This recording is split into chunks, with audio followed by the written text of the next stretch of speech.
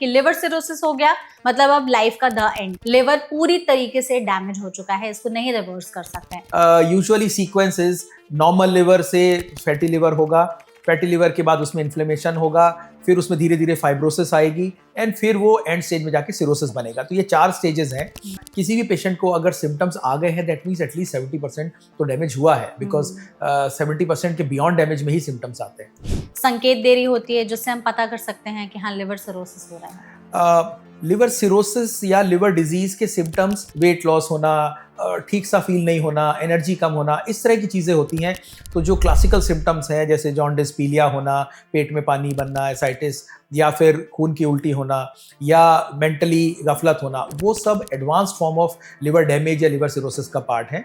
कुछ ऐसी बुरी आदतें वो कर रहे होते हैं अपनी रोजमर्रा की जिंदगी में जिसकी वजह से वो लिवर सिरोसिस का शिकार हो गए। मतलब वो ओवरवेट है, उसको डायबिटीज़ है, उसको ब्लड प्रेशर है, बॉडी मास इंडेक्स ज़्यादा है, तो जिसको एक कॉमन लैंग्वेज में बोलते हैं कि मोटा है और मोटापा शरीर में बाकी चीज़ों को अफेक्ट कर रहा है तो लिवर को भी अफेक्ट कर रहा है। तो कितनी मात्रा में अगर कोई शराब पी रहा है तो उसकी वजह से उसको लिवर सिरोसिस हो सकता है? 30 ml per day for females and standard drinks. So 1 standard drink for females and per day and 2 standard drinks for males per day. That means 60 ml for males and for 30 ml for female. तो अगर कोई शराब पीता है, शराब पीना छोड़ दे तो क्या उनका लिवर सिरोसिस ठीक हो सकता है? अगर कोई शराब पीता है और लिवर अभी अर्ली स्टेज में है, दैट मीन्स फैटी लिवर है, इन्फ्लेमेशन है, वो तो रिवर्ट हो जाते हैं। फाइब्रोसिस अगर होने लगती है तो रिवर्सल डिफिकल्ट है। घी, बटर, तेल ये सब कम कर देते हैं जिनमें फैट ज़्यादा होता है, तो भी हम कंट्रोल कर सकते हैं लिवर सिरोसिस को। इस बात में है सच्चाई? और लिवर को, बॉडी को चलाने के लिए कुछ गुड अमाउंट ऑफ फैट चाहिए होता है। हाँ। सो आप कंप्लीट फैट कट ऑफ कर देंगे तो वो एक तरीके से हार्मफुल है। बट आप फैट नहीं लेंगे, आप देसी घी नहीं लेंगे या बटर नहीं लेंगे, वाइट बटर नहीं लेंगे, तो वो इनफैक्ट कॉन्ट्रा प्रॉब्लम है, मतलब थोड़ा लेने से बॉडी को हेल्प रहती है। तो क्या इन दोनों टेस्ट से पता चल सकता है कि लिवर सिरोसिस तो नहीं हो गया है, या उसके लिए कोई एडवांस टेस्ट है अगर किसी को लक्षण दिखाई दे रहे हैं तो?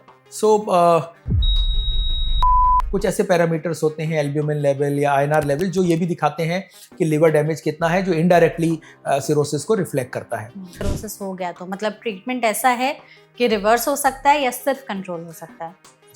अगर सिरोसिस एस्टेब्लिश हो गई है तो रिवर्ट नहीं होगा। ऐसा भी हो सकता है कि लिवर सिरोसिस बहुत एडवांस हो गई थी और बहुत सारी प्रॉब्लम चल रही थी और किसी वजह से हार्ट के थ्रू कुछ प्रॉब्लम हुआ। एडवांस फॉर्म ऑफ सिरोसिस में फिर बॉडी का कोई भी ऑर्गन अफेक्ट हो सकता है और उसका डिसफंक्शन हो सकता है।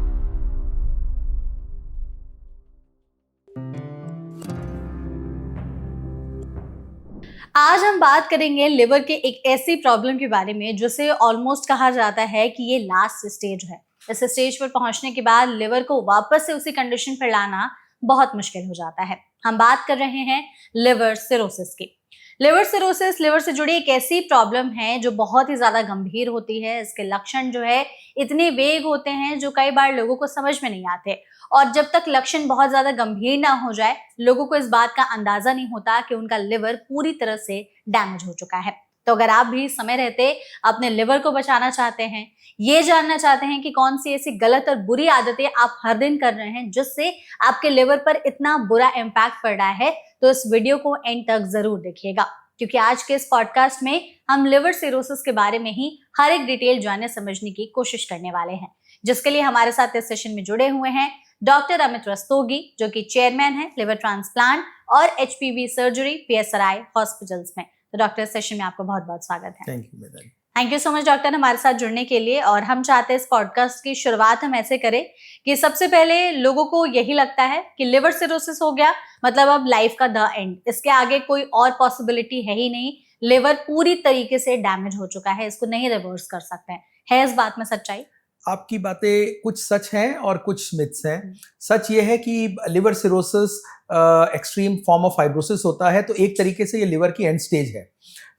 लिवर सिरोसिस हो जाता है, लेकिन केवल लिवर सिरोसिस होने का मतलब ये नहीं है कि अब लाइफ खत्म या लिवर खत्म। लिवर सिरोसिस कुछ लोगों में होता है जिसका हम डिस्कशन करेंगे, लेकिन लिवर सिरोसिस होने के बाद वो रिवर्ट बैक नहीं करेगा। मगर बहुत सारे लोग अगर adequate medical treatment and precautions का रखें तो लिवर सिरोसिस के साथ भी बहुत साल तक लाइफ चल सकती है।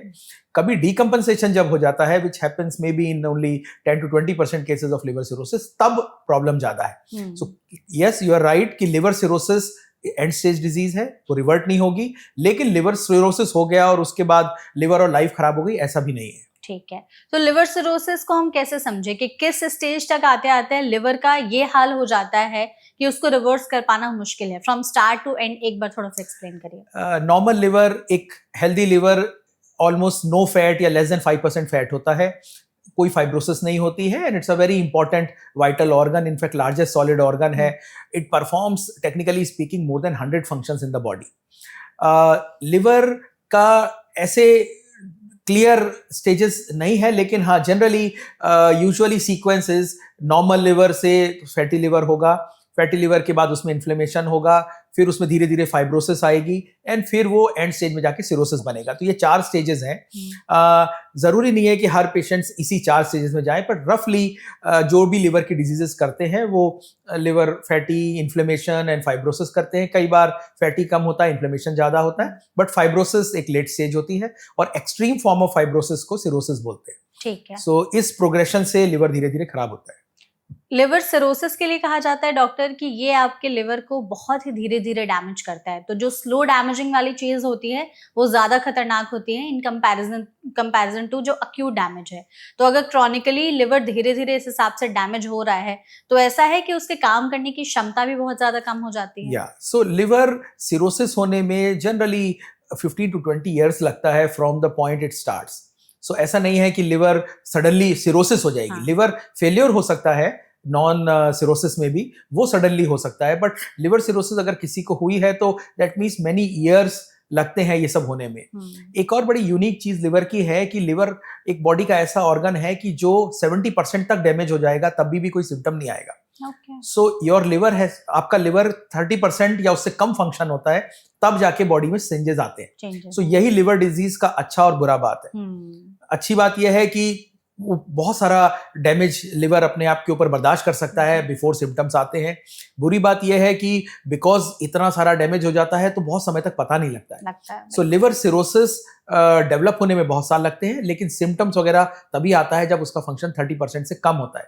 जैसे सबसे कॉमनेस्ट क्वेश्चन है जो भी पेशेंट्स हैं वो पूछते हैं कि हमारा लिवर कितने % डैमेज हो गया है।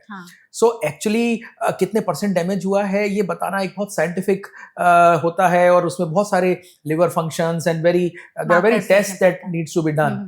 केवल सीटी स्कैन या अल्ट्रासाउंड देख के नहीं पता लगता है, पर हाँ रफली आप किसी भी पेशेंट को अगर सिम्टम्स आ गए हैं दैट मीन्स एटलीस्ट 70% तो डैमेज हुआ है, बिकॉज 70% के बियॉन्ड डैमेज में ही सिम्टम्स आते हैं। ठीक है, सिम्टम्स की अगर आप बात कर रहे हैं तो उसी पर ही आते हैं। हम सबसे पहले जानना चाहेंगे कि लिवर सिरोसिस के कुछ अर्ली सिम्टम्स होते हैं कि शुरुआत में क्या ऐसे बॉडी संकेत दे रही होती है जिससे हम पता कर सकते हैं कि हाँ लिवर सिरोसिस हो रहा है? लिवर सिरोसिस या लिवर डिजीज के सिम्टम्स सिमिलर होते हैं अर्ली पार्ट में। लिवर के जैसे मैंने कहा कि लिवर के अंदर बहुत ज़्यादा रीजनरेटिव पोटेंशियल होता है, बहुत स्टोर हाउस होता है, और 70% फंक्शन डैमेज होने तक भी बॉडी पे असर नहीं आता है। तो जो इनिशियल प्रॉब्लम्स हैं वो नॉन स्पेसिफिक होती हैं। मतलब जैसे किसी और ऑर्गन में उससे रिलेटेड कुछ भी प्रॉब्लम होगी तो सिम्टम जल्दी पता लग जाएंगे। लिवर में नॉन स्पेसिफिक प्रॉब्लम्स, भूख ना लगना, सुस्ती रहना, वेट लॉस होना, ठीक सा फील नहीं होना, एनर्जी कम होना, इस तरह की चीजें होती हैं जिसमें लोगों को लगता है कि ये और कारण से होता होगा। लिवर पे शक नहीं जाता है। जो लिवर स्पेसिफिक सिम्टम्स हैं वो तब आते हैं जब लिवर, जैसे मैंने कहा, ज्यादा डैमेज हो जाता है। अगर सिरोसिस है तो उसको डीकम्पनसेशन बोलते हैं। तो जो क्लासिकल सिम्टम्स हैं जैसे जॉन्डिस, पीलिया होना, पेट में पानी बनना, एसाइटिस, या फिर खून की उल्टी होना, या मेंटली गफलत होना, वो सब advanced form of liver damage या लिवर सिरोसिस का पार्ट है जो बाद में आते हैं। तो लिवर स्पेसिफिक सिम्टम्स बाद में आते हैं। शुरू में अगर किसी आदमी का एक प्रोलॉन्ग पीरियड, फ्यू मंथ्स तक धीरे धीरे वेट लॉस हो रहा है, भूख नहीं लग रही है, सुस्ती रहती है, कमजोरी है, तो बहुत सारे कारण होते हैं जिसमें लिवर भी एक कारण है, तो तब इवेल्युएट करके लिवर कारण है ये पता कर लेना चाहिए। बिल्कुल, जैसे आपने कहा कि एडवांस में असाइटिस हो सकता है, जैसे पेट में पानी भर जाना या फिर आपको गफलत महसूस होना। कुछ लोगों को पैर हाथ में सूजन होने लगती है, चेहरा भी सूजा हुआ लगता है, कई बार ओवरऑल बॉडी भी बहुत ज्यादा सूजी हुई लगती है, तो ये भी एक इशारा हो सकता है कि हाँ लिवर सिरोसिस बहुत एडवांस स्टेज में या पहुंच चुका है। अगर ये सिम्टम्स हैं तो लिवर सिरोसिस एडवांस्ड है। अगर लिवर सिरोसिस एडवांस नहीं है तो जैसे मैंने कहा कि सिंपल कॉन्स्टिट्यूशनल सिम्टम्स ये सब होगा, लेकिन जब पेट में पानी बनने लगा, शरीर में पानी आ गया, या जॉन्डिस हो गया, या गफलत होने लगी, या ब्लीडिंग होने लगी, तो ये एडवांस सिरोसिस के ही फीचर्स हैं। कितने सालों में लिवर सिरोसिस पनप सकता है या बढ़ सकता है? जनरली एटलीस्ट 10 to 15 ईयर्स और इवन 20 ईयर्स लगते हैं जब लिवर सिरोसिस होके डीकम्पोजिशन स्टेज में पहुंचता है। मतलब तो 10 से 20 साल में लिवर 10 का से इतना 20 डैमेज साल होता है। में लिवर सिरोसिस होता है। बहुत कुछ इस पर डिपेंड करता है कि किस कारण से सिरोसिस हुआ है। कुछ कारण है जो स्लो ओवर द ईयर्स होते हैं, और कुछ कारण है कि जिसमें लिवर थोड़ा जल्दी डैमेज हो सकता है, मे बी इन 10 ईयर्स और may be less than that. पर generally it's a long drawn process, मतलब समय ज्यादा लगता है। तो डॉक्टर, जैसे अगर किसी को समझना हो कि मुझे ही लिवर सिरोसिस क्यों हुआ, क्यों मेरा इस पर था, कुछ ऐसी बुरी आदतें वो कर रहे होते हैं अपनी रोजमर्रा की जिंदगी में जिसकी वजह से वो लिवर सिरोसिस का शिकार हो गए। देखिए, ऐसा है कि लिवर के अगर हम कारण देखें तो एक मोटा मोटा समझने के लिए उसको 1/3 1/3 1/3 मतलब एक तिहाई 3 मेन कॉजेज हैं। सबसे इम्पोर्टेंट कॉज जो आजकल तेजी से बढ़ता जा रहा है वो है non alcoholic fatty liver disease, इसको पहले बोलते थे, अभी उसको मैसल्ड बोलते हैं, मेटाबॉलिक एसोसिएटेड स्टेटोटिक लिवर डिजीजेस, जिसका मतलब है कि जिसमें आदमी शराब नहीं पीता या प्रिडोमिनेटली शराब नहीं पीता है, और उसके साथ मेटाबॉलिक चेंजेस हैं बॉडी में, मतलब वो ओवरवेट है, उसको डायबिटीज़ है, उसको ब्लड प्रेशर है, बॉडी मास इंडेक्स ज़्यादा है, तो जिसको एक कॉमन लैंग्वेज में बोलते हैं कि मोटा है, और मोटापा शरीर में बाकी चीज़ों को अफेक्ट कर रहा है तो लिवर को भी अफेक्ट कर रहा है। तो 1/3 कॉज ये हो गया। 1/3 कॉज था पहले, जो कि अब थोड़ा थोड़ा कम हो रहा है, वो थे various forms of hepatitis B and C. अच्छी बात यह है कि हेपेटाइटिस बी एंड सी का ट्रीटमेंट और वैक्सीनेशन पिछले 10 साल से 20 साल से आने लगा है, और अब धीरे धीरे ये कम होता जा रहा है। और तीसरा सबसे इंपॉर्टेंट कॉज है अल्कोहल, जो सारे लोग समझते हैं कि वो लिवर को डैमेज करता है। तो अगर किसी को सिरोसिस हो गई है तो ऐसा नहीं होगा कि सडनली सिरोसिस हो गया और आपको कुछ आइडिया नहीं है। कुछ ऐसे केसेस हो सकते हैं कि जिसमें आपके ऐसे कारण हो जो आपको ना पता लगे, पर जैसे मैंने कहा, मोस्ट ऑफ द केसेस में अगर ये तीनों मेन कारण नहीं है तो फिर लिवर सिरोसिस लेस लाइकली है कि होगा। अगर कोई आदमी जानता है कि वो एक्सेसिव अल्कोहल इंटेक कर रहा है, आइडियली तो बिल्कुल अल्कोहल नहीं लेना चाहिए, बिकॉज थोड़ा अमाउंट ऑफ अल्कोहल भी लिवर को डैमेज करता है, लेकिन हाँ, अगर excessive amount of alcohol for a prolong period है तो लिवर को पक्का डैमेज करेगा। अगर कोई अल्कोहल नहीं लेता है, अगर वो जैसे मैंने कहा कि मोटा नहीं है, मेटाबॉलिक सिंड्रोम नहीं है, वो डायबिटिक नहीं है, ओवरवेट नहीं है, तो वो कारण है। तीसरा, अगर हेपेटाइटिस या ब्लड टेस्ट कराए है, तो ये तीनों अगर कारण नहीं है तो बहुत कम चांस है कि आपको लगेगा सडनली लिवर सिरोसिस हो गया। तो जिन लोगों को लिवर सिरोसिस होता है उनको थोड़ा आइडिया रहता है कि मेरा लिवर डैमेज हो रहा है, बिकॉज ये तीनों कारण अगर नहीं है तो आपने जैसे शराब की बात कही, तो कितनी मात्रा में अगर कोई शराब पी रहा है तो उसकी वजह से उसको लिवर सिरोसिस हो सकता है? देखिए, ये थोड़ा सा डिफिकल्ट लेकिन मोस्ट कॉमनली आस्क्ड क्वेश्चन है कि कितना सेफ होता है अल्कोहल लेना, या कितना अल्कोहल ठीक है और उसके बियॉन्ड मुझे पता है सिरोसिस हो जाएगा। इसका क्लियर आंसर नहीं है। मेडिकली स्पीकिंग थोड़ा सा भी अमाउंट ऑफ अल्कोहल लिवर को डैमेज करता है। लिवर जो अल्कोहल है वो मेटाबोलाइज ही लिवर में होता है, तो थोड़ा भी अल्कोहल डैमेज करता है, लेकिन हाँ, इसका कोई फिक्स्ड अमाउंट नहीं है और ये पर्सन पे वेरी करता है। तो इसके लिए साइंटिफिकली डेफिनेशंस बनाई गई हैं of how much is the limit for heavy drinking. So mails and females का अलग अलग होता है, how many grams of alcohol per day in female, in males. तो वो एक सेफ लिमिट की ड्रिंक की लिमिट बनाई गई है। उस सेफ लिमिट के बियॉन्ड अगर कोई अल्कोहल लेता है तो लिवर ज्यादा डैमेज होगा, लेकिन ऐसा नहीं है कि वो सेफ लिमिट तक अगर आदमी अल्कोहल ले रहा है तो लिवर पे असर नहीं होगा। So there is no single dose जिसमें आप कहते हैं कि कुछ नहीं होगा। कुछ लोगों को डिपेंडिंग ऑन और भी कंडीशंस, से फॉर एग्जांपल कोई डायबिटिक है तो वो अल्कोहल ज्यादा असर करेगा। तो सेफ लिमिट कोई भी नहीं होती है। हाँ, हैवी ड्रिंकिंग या उसकी डेफिनेशन के बियॉन्ड लिवर डैमेज होने के ज्यादा चांस होते हैं। तो अगर कोई हमसे पूछता है कि हम कितना पी सकते हैं, सो स्ट्रिक्टली स्पीकिंग सेफ लिमिट कोई नहीं है, लेकिन हाँ, अगर आप स्मॉल अमाउंट वो लिमिट के नीचे पी रहे हैं तो मेजर प्रॉब्लम्स होना, सिरोसिस होना लेस लाइकली है। कितना फिर भी अगर रफली क्वांटिटी इसका ग्राम्स के हिसाब से होता है। अगर मैं आपको एक रफ कैलकुलेशन बताऊं तो नॉर्मल स्टैंडर्ड ड्रिंक जो है वो कुछ उसके परसेंटेज ग्राम्स होते हैं। अगर आप एक विस्की को लेंगे विच इज शायद 45%, तो उसमें 30 ml per day for females and standard drinks. So one standard drink for females and per day, and 2 standard drinks for males per day. That means 60 ml for males and for 30 ml for female. एक cut off है for heavy drinking. So anything beyond this is a heavy drinking in females, beyond this is heavy drinking in males. अगर 60 ml that means 30 ml के 2 peg या 1 large peg अगर है तो उसके beyond heavy drinking at every day. For example somebody does not take it every day, then वो add हो जाता है. So if you take once in 2 or 3 days, then वो you can have may be 90 ml for 2 days. But इसका मतलब ये नहीं है कि आपने पूरे हफ्ते नहीं पिया तो और आप वीकेंड में पी लेंगे. तो एक बिंज ड्रिंकिंग का कंसेप्ट होता है कि एक पर्टिकुलर लिमिट में से, फॉर एग्जांपल आपने 180 ml लिया है तो वो बिंज ड्रिंकिंग हो जाएगी, तो भी अफेक्ट होगा. So every day this amount और alternate day little more amount, इतना हैवी ड्रिंकिंग है. तो मेल्स एंड फीमेल्स में फर्क होता है. मेल्स एंड फीमेल्स में for 2 reasons. Body mass index का फर्क होता है, मसल मास का फर्क होता है, and the level of alcohol dehydrogenase enzymes जो कि मेल्स में थोड़ा ज्यादा होता है, फीमेल्स में थोड़ा कम. तो इसलिए अल्कोहल फीमेल्स में ज्यादा असर करता है. ठीक है. तो अगर कोई शराब पीता है, शराब पीना छोड़ दे, तो क्या उनका लिवर सिरोसिस ठीक हो सकता है? अगर कोई शराब पीता है और लिवर अभी अर्ली स्टेज में है, दैट मीन्स फैटी लिवर है, इन्फ्लेमेशन है, वो तो रिवर्ट हो जाते हैं. फाइब्रोसिस अगर होने लगती है तो रिवर्सल डिफिकल्ट है. एक पर्टिकुलर लेवल ऑफ फाइब्रोसिस, जिसको हम लोग मेडिकल टर्म्स में F1 F2 फाइब्रोसिस बोलते हैं, उतना तक अल्कोहल छोड़ने के बाद रिवर्ट भी हो सकता है. एडवांस फाइब्रोसिस या सिरोसिस रिवर्ट नहीं होगा, लेकिन ऑनगोइंग अल्कोहल से जो डैमेज है वो रुक जाएगा. सो अगर किसी को सिरोसिस नहीं हुआ है, फाइब्रोसिस है, अर्ली फाइब्रोसिस है, तो वो कुछ कंडीशन में रिवर्ट भी हो सकती है. अगर फाइब्रोसिस एडवांस हो गई है या सिरोसिस डेवलप हो गया है तो अल्कोहल छोड़ने से भी वो रिवर्ट नहीं होगा. लेकिन हाँ, सिम्टम्स या प्रॉब्लम लिवर में नहीं आएगी. डिकम्पनसेशन या तो नहीं आएगा या बहुत देर बाद आएगा. आपने जैसे कहा कि एक तरह से मेटाबॉलिक सिंड्रोम भी है, तो अगर आप ओवरवेट हो, ओबीज हो, तो भी आपको लिवर सिरोसिस होने के चांसेस हैं.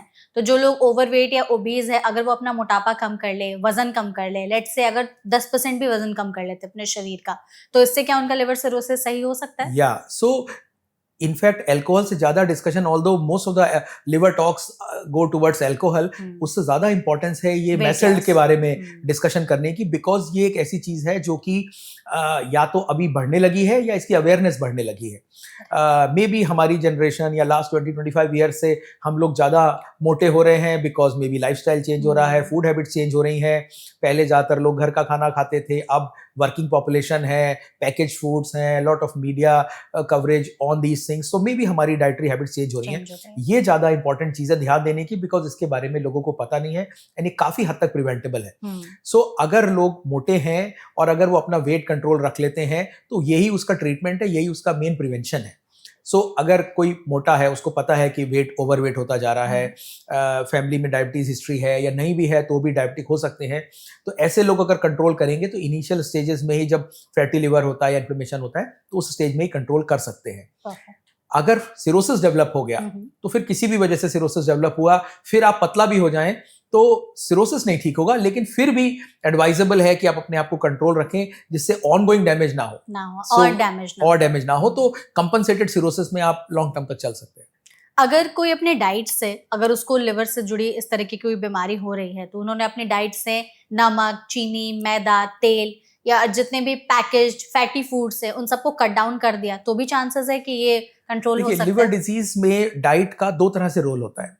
एक ये है कि जैसे कोई मोटा है या डायबिटिक है या अभी फुल लिवर डिजीज नहीं डेवलप हुई है, तब तो आप डाइट से दोनों चीजें मॉडिफाई कर सकते हैं. अपने वेट को कंट्रोल कर सकते हैं, लिवर को और प्रॉब्लम में जाने से बचा सकते हैं. So this is one part. लेकिन हर एक चीज डाइट से नहीं कंट्रोल हो सकती. अगर लिवर का डैमेज हो गया है तो फिर आप डाइट कुछ भी करें, फिर वो डैमेज नहीं ठीक होगा. जो ये होती है लिवर डिजीज में कि जिसमें नमक का परहेज होता है, पानी का परहेज होता है, ये एडवांस्ड फॉर्म ऑफ सिरोसिस में होता है. सो ये उसमें एक तरीके से चीजें हैं टू प्रोलॉन्ग द लिवर। सो अगर किसी को नमक या पानी का परहेज या ये सब चीजें होती हैं तो वो एक पार्ट ऑफ ट्रीटमेंट है for the advance disease.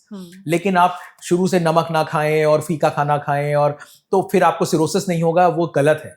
In fact diet का रेस्ट्रिक्शन इन अ लिवर डिजीज कुछ मामलों में हार्मफुल होता है।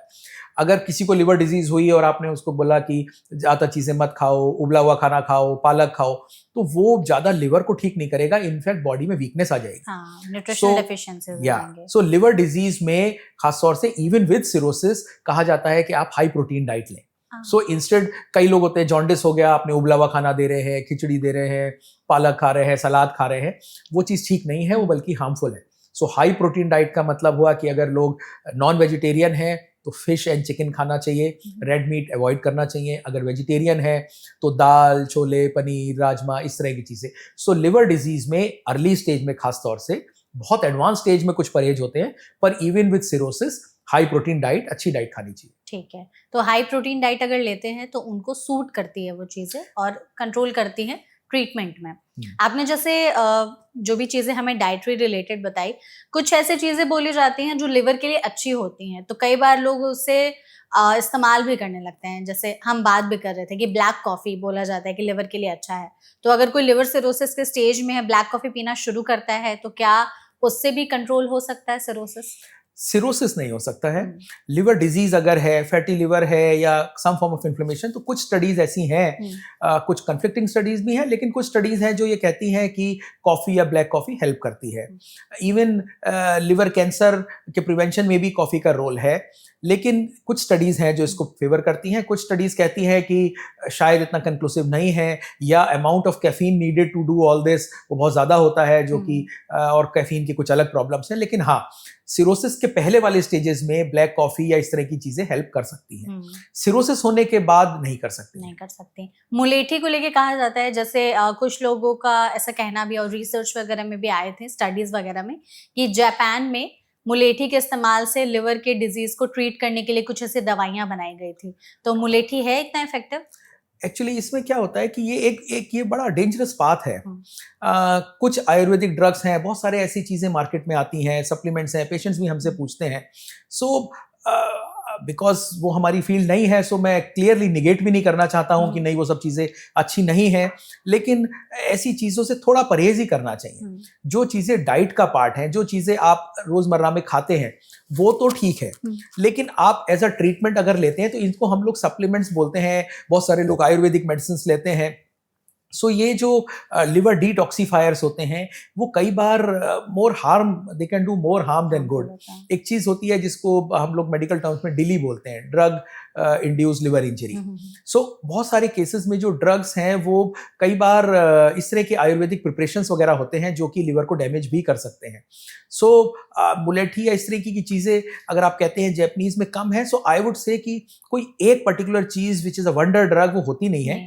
मे बी उनकी सराउंडिंग्स, उनका लाइफस्टाइल, उनका डाइटरी, सब चीज़ मिला के उसमें हेल्प करता होगा। जैसे हल्दी के बेनिफिट्स हैं, सो केवल अगर कोई हल्दी की टैबलेट्स खाता रहे तो नहीं होगा, पर हम लोग की डाइट एंड फूड हैबिट सब मिला के हेल्प करती है। तो मे बी, सो मैं या generally liver experts alternative forms of medicine या आयुर्वेदिक प्रिपरेशंस को बहुत एडवाइज नहीं करते हैं। In fact we have seen more problems with them. So आप बाकी चीज़ों से कंट्रोल रखें। एक बार लिवर डिजीज हो गया, फिर ये सब चीज़ें लेने से और प्रॉब्लम हो सकती है।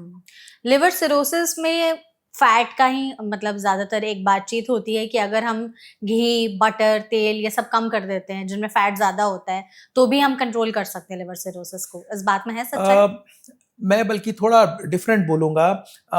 जनरली ऐसा समझा जाता है कि फ़ैट बहुत बुरी चीज़ है। एक्चुअली फ़ैट इतनी बुरी चीज़ नहीं है जितना उसको बनाया गया है। देसी घी हम लोग का ट्रेडिशनली खान पीन में रहता है, जो कि हेल्दी माना गया है। लिवर का बहुत इंपॉर्टेंट काम है फ़ैट का मेटाबॉलिज्म ठीक करना, और लिवर को बॉडी को चलाने के लिए कुछ गुड अमाउंट ऑफ फैट चाहिए होता है। हाँ। सो आप कंप्लीट फैट कट ऑफ कर देंगे तो वो एक तरीके से हार्मफुल है।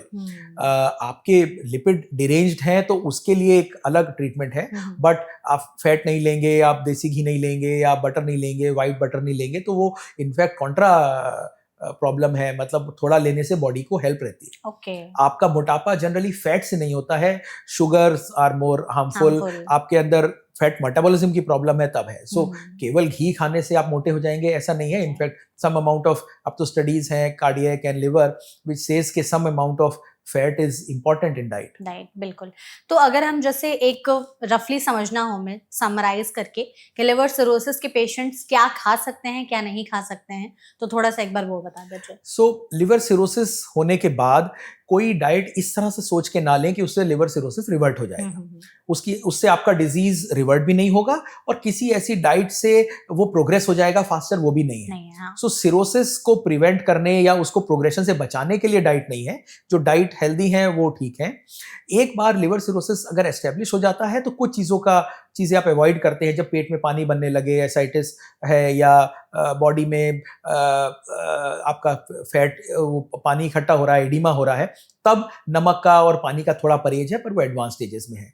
तो सिरोसिस को बचाने के लिए कोई डाइट नहीं हेल्प करेगी, कोई डाइट उसको वर्स कर देगी ऐसा नहीं है। आपको नॉर्मल डाइट जो खाना है, हाई प्रोटीन डाइट लेनी है। नमक और पानी का परहेज एक एडवांस फॉर्म ऑफ सिरोसिस में है। So unless and until advance form of cirrhosis हो, किसी को मेंटल गफला जिसको हम हिपैटिक एन्सेफेलोपैथी बोलते हैं, उस कंडीशन में हम लोग प्रोटीन्स को थोड़ा अवॉइड करते हैं। सो वो एक पार्ट ऑफ ट्रीटमेंट है जो कि लेटर स्टेज में आएगा। नॉर्मल डाइट काफी हद तक till it is very advance will remain, in fact it should remain. So diet का role has to maintain the body, cirrhosis नहीं रिवर्ट करेगा, लेकिन परहेज और वो सब चीजें बहुत एडवांस फॉर्म में है जो कि एक डॉक्टर की सलाह के बाद ही करना चाहिए। बिल्कुल। अगर हम टेस्ट की बात करें तो जो सबसे कॉमन टेस्ट कराया जाता है, लिवर फंक्शन टेस्ट हो गया या फिर अल्ट्रासाउंड हो गए, तो क्या इन दोनों टेस्ट से पता चल सकता है कि लिवर सिरोसिस तो नहीं हो गया है, या उसके लिए कोई एडवांस टेस्ट है अगर किसी को लक्षण दिखाई दे रहे हैं तो? जो लिवर फंक्शन टेस्ट है ये एक बैटरी ऑफ टेस्ट होते हैं जो बहुत सारे पैरामीटर्स रीड करते हैं। इसमें कुछ पैरामीटर्स लिवर का फंक्शन दिखाते हैं, कुछ ऐसे पैरामीटर्स होते हैं एल्ब्यूमिन लेवल या आईएनआर लेवल जो ये भी दिखाते हैं कि लिवर डैमेज कितना है, जो इनडायरेक्टली सिरोसिस को रिफ्लेक्ट करता है। सो लिवर फंक्शन से कई बार इस चीज़ का आइडिया लग जाता है कि लिवर फंक्शंस हैं तो क्या ये सिरोसिस की वजह से खराब है या इन्फ्लेमेशन या अदर कारण है। अल्ट्रासाउंड एक बेसिक इनिशियल टेस्ट है जो कि आपको लिवर की कुछ चीजें अलग अलग स्टेज पे बताएगा। नॉर्मल लिवर है या फैटी लिवर हो गया है या उसमें सिरोटिक चेंजेस हैं, वो तीनों चीजें बताता है। सो अगर सिरोसिस पता लग गई है अल्ट्रासाउंड में तो मोस्ट लाइकली सिरोसिस होगी। कई बार ऐसा होता है कि अल्ट्रासाउंड में सिरोसिस पता करना मुश्किल होता है। फैटी लिवर के लिए एक अच्छा टेस्ट है अल्ट्रासाउंड। एक स्पेशल फॉर्म ऑफ अल्ट्रासाउंड है जिसको फाइब्रोस्कैन कहते हैं, वो लिवर की स्टिफनेस बताता है, तो वो फाइब्रोसिस या सिरोसिस बताने में ज्यादा इंपॉर्टेंट होता है। सो बेटर फंक्शन, वंस एक बेसिक अल्ट्रासाउंड में लगता है कि लिवर फैटी है या कुछ दिक्कत है, तो फिर बाकी टेस्ट से ये क्लियर होता है कि वो सिरोसिस है या कोई और फॉर्म है। लिवर फाइब्रोस्कैन एक इंपॉर्टेंट इनिशियल टेस्ट है। उसके बाद सीटी अल्ट्रासाउंड के बाद सीटी स्कैन या एमआरआई अगर स्कैन्स हैं जो कि सिरोसिस को बताते हैं। फिर कुछ और भी टेस्ट होते हैं सिरोसिस को बताने के। ठीक है, हमने जैसे डॉक्टर टेस्ट की बात की, तो इसमें क्या एक ऐसे भी कुछ चीजें होती हैं कि जब रिपोर्ट्स हाथ में आ जाए तो पेशेंट भी खुद देख करके समझ सकता है कि हाँ कुछ पैरामीटर्स गड़बड़ है तो शायद मुझ में लिवर सिरोसिस तो नहीं है? देखिए, हम सारे लोग आजकल ज़्यादातर लोग सब इंटेलिजेंट हैं, पढ़े लिखे हैं। जितनी भी रिपोर्ट्स होती हैं, अनलेस एंड अनटिल कोई बहुत टेक्निकल रिपोर्ट हो, उन सब में नॉर्मल वैल्यूज भी लिखी होती हैं। सो लोगों को ये तो आइडिया लग जाता है कि मेरी वैल्यूज नॉर्मल है या एबनॉर्मल है। इनफैक्ट लोग ज़्यादा अलार्म हो जाते हैं। से फॉर एग्जांपल एक सीबीसी एक बेसिक टेस्ट है, उसमें कुछ चीज़ें इंपॉर्टेंट होती हैं, हीमोग्लोबिन लेवल कितना है, टोटल काउंट कितना है, प्लेटलेट काउंट कितना है, ये तो इंपॉर्टेंट है। और उसमें 10-15 पैरामीटर्स होते हैं, MCH, बहुत सारे ऐसे पैरामीटर्स होते हैं जो कि फर्स्ट गो में उनकी इंपॉर्टेंस नहीं होती है। जब इनिशियल चीजें प्रॉब्लम है तब आप वो सब चीजें देखते हैं। कई लोग अलार्म हो जाते हैं कि वो 15-16 टेस्ट हैं जिसमें कि 3-4 उनके एबनॉर्मल आ रहे हैं। So what I am saying is कि टेस्ट देखने के बाद कई लोग ज्यादा अलार्म हो जाते हैं। तो ऐसा नहीं होगा कि वो टेस्ट एबनॉर्मल होंगे और वो उसको मिस कर देंगे, तो वो मिस तो नहीं करेंगे, दे नो कि कुछ प्रॉब्लम है। लेकिन उनका सिग्निफिकेंस क्या है, इसके लिए फिर एक डॉक्टर से डिस्कशन होता है। सो बेसिक ब्लड टेस्ट से उनको ये आइडिया लग जाता है कि कुछ चीजें प्रॉब्लम हो रही है, हाँ। क्या वो प्रॉब्लम मेजर है या माइनर है, या वो सिरोसिस से रिलेटेड है, या वो और फॉर्म्स ऑफ वो है, वो एक डिस्कशन का पॉइंट है। ओके। तो ऐसे में अगर पता चल गया या फिर हमने रिपोर्ट्स देख ली हैं या डॉक्टर के पास भी गए, अगर हम लक्षण लेकर के उन्होंने बता दिया कि हाँ आपको लिवर सिरोसिस है, तो सबसे पहले ये बताइए कि बॉडी में क्या क्या चेंजेस आने लगते हैं। जैसे लिवर को कहा जाता है कि ये आपका डिटॉक्सिफिकेशन ऑर्गन है, तो अगर लिवर 70% तक डैमेज हो चुका है तो इसकी वजह से क्या उसकी फंक्शनिंग कम हो जाएगी, फिर बॉडी में भी कुछ बदलाव हो जाएंगे? या जब तक सिरोसिस है, इसके दो तरीके होते हैं। एक है कि पेशेंट ने अपना टेस्ट कराया, मे बी वो थोड़ा मोटा था या अल्कोहल लेता था और उसको वरी था कि मेरे को कुछ चेंजेस तो नहीं आ रहे हैं, हाँ। यानी कि at a asymptomatic stage investigation से पता लगा कि सिरोसिस है। ठीक है। उसमें बॉडी में सिम्टम्स ज़्यादा नहीं आएंगे, ब्लड टेस्ट थोड़े एबनॉर्मल हो सकते हैं, ब्लड टेस्ट कई बार एबनॉर्मल नहीं होते हैं बिकॉज अभी डिकम्पोजिशन नहीं हुआ है। अल्ट्रासाउंड में या फाइब्रोस्कैन में या सिरोसिस के और टेस्ट में सिरोसिस आएगा। एक सिनारियो ये हो गया। दूसरा सिनारियो ये है कि पेशेंट को सिम्टम भी आ रहे हैं और टेस्ट में पता लगा कि सिरोसिस है। इस तरीके से सिम्टम विद सिरोसिस एक डिफरेंट चीज हो गई, और कई बार टेस्ट करने पर ही पता लगता है कि उनको सिरोसिस है। ओके। तो ट्रीटमेंट ऑप्शंस फिर क्या क्या है अगर सिरोसिस हो गया तो? मतलब ट्रीटमेंट ऐसा है कि रिवर्स हो सकता है या सिर्फ कंट्रोल हो सकता है? अगर सिरोसिस एस्टेब्लिश हो गई है तो रिवर्ट नहीं होगा, लेकिन ऐसे पेशेंट्स को रेगुलर मेडिकल फॉलोअप में रहना होता है, जिसका मतलब है कि वो इनिशियली एवरी मंथ एंड कुछ समय के बाद every 3 month, once in 3 months doctor को दिखाते रहे।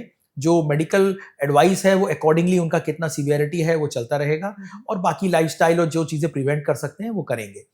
फॉलोअप का एक इंपॉर्टेंट एस्पेक्ट है ये एडवाइस फॉलो करना। दूसरा चीज़ ये है कि कोई भी चीज़ डेवलप होने से पहले या अर्ली स्टेज में पकड़ी जा सके, जिसका ट्रीटमेंट बेटर किया जा सके। अगर सिरोसिस हो गया है तो एकदम से चिंता की बात नहीं है, मेडिकल ट्रीटमेंट में आप रहेंगे, फॉलोअप में रहेंगे, तो जैसे एक सिरोसिस होकर डिकम्पोजिशन सिरोसिस होने में डिपेंडिंग ऑन क्या सिचुएशन है और क्या रीजन रहे हैं, 2 ईयर्स से लेके maybe up to 10 years लगते हैं।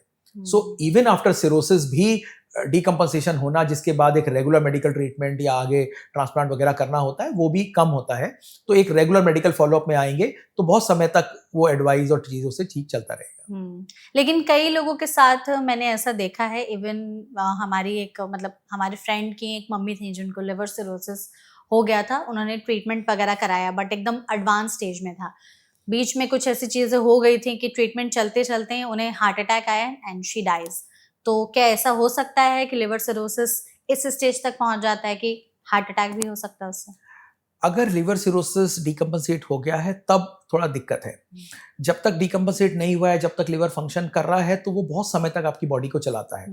एक बार डिकम्पोजिशन के जो साइंस होते हैं मेडिकली, जैसे मैंने कहा पीलिया होना या पेट में पानी बनना या किडनी पे असर होना या मेंटल गफलत होना, एक बार वो डेवलप होते हैं तो उसको बोलते हैं कि अब ये डिकम्पोजिशन हो रहा है। फिर प्रोग्रेशन या जिसे डिट्यूरेशन कहते हैं वो बहुत फास्ट होता है।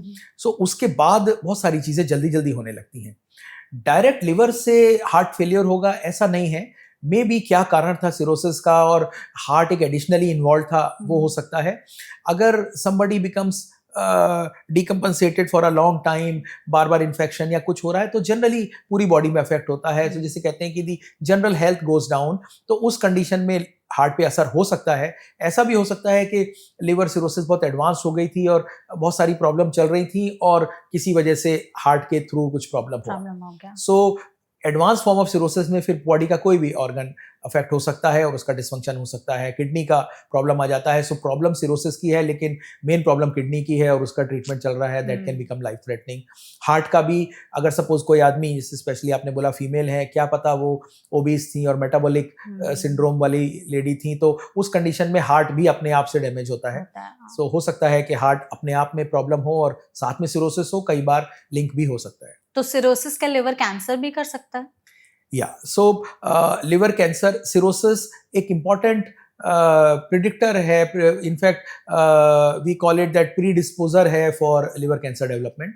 लिवर कैंसर का डेवलपमेंट नॉन सिरोटिक लिवर में भी हो सकता है, स्पेशली इन हेपेटाइटिस बी या इस तरह की कंडीशंस में, लेकिन लेस लाइकली होता है। सिरोसिस के साथ मेलिग्नेंसी होने के ज़्यादा चांसेस हैं। वो एक ऐसी चेंजेस हो जाते हैं लिवर में कि धीरे धीरे कार्सिनोजेनेसिस प्रमोट होती है जब ये बार बार सिरोसिस होती है, रीजनरेटिव नोड्यूल्स होते हैं।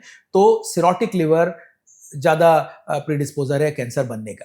सो अगर हम रफली बोलें तो 90% of the liver tumours they develop in cirrhosis, 10% they can develop in non cirrhotics also, but liver cirrhosis है तो कैंसर होने का रिस्क ज़्यादा है। इनफैक्ट रेगुलर मेडिकल फॉलोअप के, जैसे मैंने आपको बताया था, दो एस्पेक्ट्स होते हैं, ये देखना कि लिवर का डिजीज कितना सीवियर है और क्या चल रहा है, प्लस ये देखना कि लिवर भले ना डिकम्पनसेट हो रहा हो लेकिन कहीं ट्यूमर तो नहीं डेवलप हो रहा है। तो liver cancer and liver cirrhosis काफ़ी हद तक रिलेटेड होते हैं। ट्रीटमेंट में डॉक्टर, लोगों को सबसे बड़ा यही रहता है मन में सवाल कि लिवर सिरोसिस का कोई ऐसा स्पेसिफिक इलाज है नहीं, बस आप फॉलोअप्स में रह सकते हैं और उसको थोड़ा बहुत कंट्रोल कर सकते हैं। तो इसके लिए क्या सिर्फ दवाइयां ही चलती रहती हैं या कुछ ऐसा स्पेसिफिक सिर्फ लिवर सिरोसिस को ठीक करने के लिए कोई ट्रीटमेंट आया है अभी? नहीं, लिवर सिरोसिस को रिवर्ट करने का ट्रीटमेंट नहीं है। फाइब्रोसिस रिवर्सल, और इस पे बहुत सारी रिसर्च बहुत सालों से चल रही है एंड वी ऑल विश कि ऐसा कुछ आए, पर अभी नहीं है। Early form of fibrosis F1 F2 initial fibrosis शायद रिवर्ट हो जाती है, वो भी सब में नहीं होती है। सिरोसिस के बाद रिवर्ट नहीं होती है। मेडिकल ट्रीटमेंट उसको सपोर्ट करता है, कोई सिम्टम आते हैं तो उसको अर्ली ट्रीट करता है, और एक लिमिट होती है मेडिकल ट्रीटमेंट की। सो ऐसा नहीं है कि मेडिकल ट्रीटमेंट आप कर रहे हैं और आप बहुत अच्छे डॉक्टर से रिव्यू करा रहे हैं तो वो हमेशा कंट्रोल ही रहेगा, वो बॉडी पे डिपेंडेंट है। एक पर्टिकुलर स्टेज के बियॉन्ड मेडिकल ट्रीटमेंट भी इनइफेक्टिव हो जाता है। कि वो सपोर्ट कर सकता है एक लिमिट तक, लेकिन अगर उसके बियॉन्ड डैमेज हो रहा है तो फिर मेडिकल ट्रीटमेंट उसको ठीक नहीं कर सकता है। उस कंडीशन में फिर आगे का ट्रीटमेंट, जिसकी अभी हम नहीं बात कर रहे हैं, वो फिर लिवर ट्रांसप्लांट मैंडेटरी हो जाता है। तो लिवर ट्रांसप्लांट कौन से स्टेज पर एकदम मैंडेटरी हो जाता है कि अब लिवर सिरोसिस इतना डैमेज कर चुका है लिवर को कि लिवर अपना काम खुद से नहीं कर पा रहे, अब ट्रांसप्लांट की नीड है? लिवर सिरोसिस को अगर हम एक कॉमन डिस्कशन फॉर्म में बोले तो हम उसको 3 स्टेज में डिवाइड कर सकते हैं, early, intermediate and let. Actually वो चाइल्ड से, चाइल्ड बी एंड चाइल्ड सी होता है। सो अर्ली कंडीशन में तो मेडिकल ट्रीटमेंट ही रिकमेंडेड है, मेडिकल ट्रीटमेंट कराना चाहिए। और मेडिकल ट्रीटमेंट के साथ बहुत सारे लोग for many years they can continue in medical treatment. जब एक बार इंटरमीडिएट स्टेज आ जाती है, जब लिवर के फंक्शंस थोड़े से चेंजेस होने लगते हैं, कुछ कुछ सिम्टम्स आते हैं, उसका एक there are ways of calculating the severity. तो उस टाइम पेशेंट्स को या फैमिली को ये चीज़ बता देनी चाहिए या ये अलार्म कर देना चाहिए कि अब आपका लिवर डिकम्पोजिट हो रहा है। तो इंटरमीडिएट स्टेज या चाइल्ड्स बी में ऑल्दो ट्रांसप्लांट तभी भी इंडिकेटेड है, लेकिन बता देना चाहिए कि अब ट्रांसप्लांट की नीड आ सकती है आने वाले समय में। एक बार चाइल्ड सी आ गया, जैसे एडवांस डिजीज है, तब जल्दी ट्रांसप्लांट कराना चाहिए। कई लोग लिवर डिजीज एडवांस में भी सोचते हैं थोड़ा और मेडिकल ट्रीटमेंट कर लें, थोड़ा और कर लें। एक ह्यूमन टेंडेंसी है, ऑपरेशन से सब लोग डरते हैं, बड़ा प्रोसीजर है, कॉम्प्लेक्स प्रोसीजर है, एक डोनर इन्वॉल्व है, कॉस्ट ज़्यादा है। लेकिन अगर एक बार लिवर सिरोसिस एडवांस होने लगी है तो जल्दी ट्रांसप्लांट कराना बेटर है उसको। तो एक तो ये सिचुएशन है सिरोसिस में जब ट्रांसप्लांट करना होता है। दूसरा सिनारियो है कि लिवर सिरोसिस है और उसमें एक ट्यूमर डेवलप हो गया या कैंसर डेवलप हो गया, तब लिवर डीकम्पनसेशन नहीं देखा जाता है। तब हो सकता है कि लिवर आपका अर्ली हो या मीडियम इंटरमीडिएट स्टेज हो, लेकिन अगर लिवर कैंसर है तो उसका करेक्ट ट्रीटमेंट लिवर ट्रांसप्लांट है, जिसमें वो पूरा लिवर ट्यूमर के साथ निकाल लिया जाता है। तो एक तरीके से वो सिरोसिस भी ट्रीट हो जाता है और ट्यूमर भी होता है। So most of the transplants happen in cirrhosis which are medium और advanced, and it happens in patients who develop cancer. ठीक है, अगर हम चाहते हैं कि लिवर सिरोसिस हमें ना हो तो ऐसे 4-5 टिप्स जो हम अपने रोजमर्रा की जिंदगी में इम्प्लीमेंट कर सकते हैं सो दैट लिवर हमारा स्ट्रांग रहे, हेल्दी रहे और लिवर सिरोसिस तक की कंडीशन पहुंचे ही ना। सो जैसे मैंने शुरू में बताया था, सबसे इम्पोर्टेंट है कि आप हेपेटाइटिस बी और सी का टेस्ट कराएं। हेपेटाइटिस बी के लिए वैक्सीनेशन मैंडेटरी है अब तो, और हेपेटाइटिस बी के लिए वैक्सीनेशन लेना चाहिए। कोई हाई रिस्क बिहेवियर्स अगर किसी में है या पहले कभी हिस्ट्री है तो उनको जरूर टेस्ट करना चाहिए। जैसे ये ब्लड बॉर्न होते हैं hepatitis B and C, so IV drug abusers हैं या वो सिरिंजेस रीयूज होते हैं। कुछ ऐसे अभी पॉकेट्स होंगे कंट्री में जहाँ पे अभी भी लोग हेल्थ केयर फैसिलिटी में, जिनको हम बोलते हैं कि अच्छी फैसिलिटी नहीं है, तो वो अगर ऐसे इंजेक्शंस रीयूज कर रहे हैं तो वो हाई रिस्क ग्रुप है, उनमें स्पेशली बी एंड सी को जरूर ट्रीट करना चाहिए। सो वन, आप स्क्रीन कर लें कि हेपेटाइटिस बी और सी तो नहीं है। सेकेंड इंपॉर्टेंट थिंग है कि अगर आप मोटे हैं, आपका ओवरवेट होता जा रहा है या फैमिली में हिस्ट्री है डायबिटीज़ की या आप डायबिटिक हो गए हैं, तो आप अपने वेट को कंट्रोल रखें। वो बहुत बड़ा इंपॉर्टेंट फैक्टर है, इसको प्रिवेंट करते हैं। एक तीसरा सबसे कॉमन एंड सबसे इजी थिंग है कि आपको एक्सेसिव अल्कोहल इंटेक नहीं लेना। तो ये 3 चीज़ों से अगर आप बचते हैं, आप अपने आप को, एक नॉर्मल लोगों को अगर मैं बोलूं, आप अल्कोहल या तो नहीं लेते हैं या वेरी ओकेजनली लेते हैं एंड आपने अपने बॉडी वेट को कंट्रोल किया है, तो बहुत चांसेस है कि आपको सिरोसिस नहीं होगा। परफेक्ट। तो इन चीज़ों का अगर लोग ध्यान में रखते हैं तो बहुत हद तक खुद को लिवर सिरोसिस के रिस्क से और खतरे से बचा सकते हैं। तो आई थिंक इस सेशन में डॉक्टर हमने ऑलमोस्ट हर चीज़ों को डिस्कस करते हुए बहुत ही ब्रीफली बात की है लिवर सिरोसिस पे। आई एम श्योर हमारी ऑडियंस के लिए ये सेशन मददगार साबित होगा एंड आई होप आपने इस सेशन को एंजॉय किया होगा। या डेफिनेटली बहुत अच्छा लगा, और कॉमन लैंग्वेज में जो बहुत सारे क्वेश्चंस हमसे लोग पूछते हैं और जो ये इन्फॉर्मेशन स्प्रेड होनी चाहिए, इससे बहुत लोगों के बहुत सारे डाउट्स आई होप क्लियर हो जाएंगे। बिल्कुल, थैंक यू सो मच हमारे साथ इस सेशन में जुड़ने के लिए and thank you so much audience इस वीडियो को यहाँ तक देखने के लिए। इसे उन लोगों के साथ शेयर जरूर करिएगा जो इस वक्त किसी भी लिवर से जुड़ी बीमारी से जूझ रहे हो, क्योंकि उनके लिए ये इन्फॉर्मेशन बहुत ही ज्यादा हेल्पफुल होने वाली है। ऐसे और भी सेशंस के लिए फॉलो करते रहिए एनबीटी लाइव। Thank you.